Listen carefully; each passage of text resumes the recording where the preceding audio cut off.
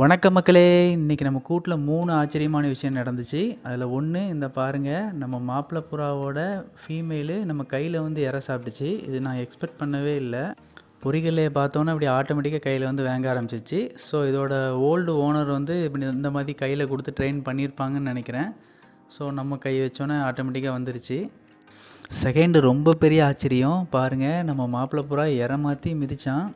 இது first time அது ஏமாத்தி மிதிக்கிறது. ஏன்னா கூட்டில் இருந்தே அது வெளியே வராது, ஃபுட்டு சாப்பிட கூட வராது, தண்ணி மட்டும் குடிச்சிட்டு ஓடிடும்.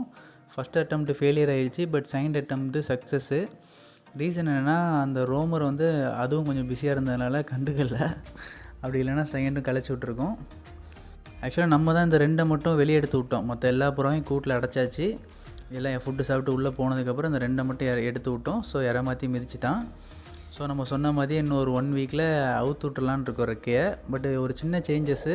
நம்ம எப்போவும் மேலே தான் ஃபஸ்ட்டு அவுத்து விடணும்னு சொல்லுவோம். பட் இந்த வாட்டி அப்படியே ஆப்போசிட்டாக ஃபீமேலை ஃபஸ்ட்டு அவுத்து விட போகிறோம். பாருங்கள், ரோமரும் ஏமாற்றி மிதிச்சிட்டு இருந்துச்சு.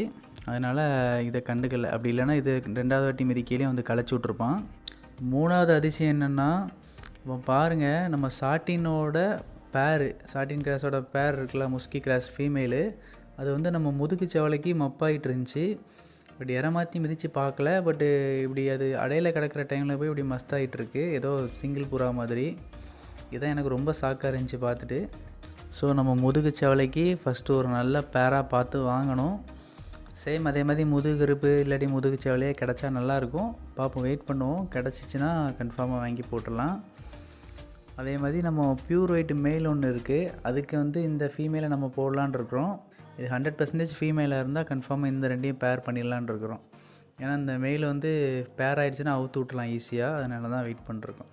ஓகே மக்களே, தேங்க்யூ ஃபார் வாட்சிங். Keep supporting.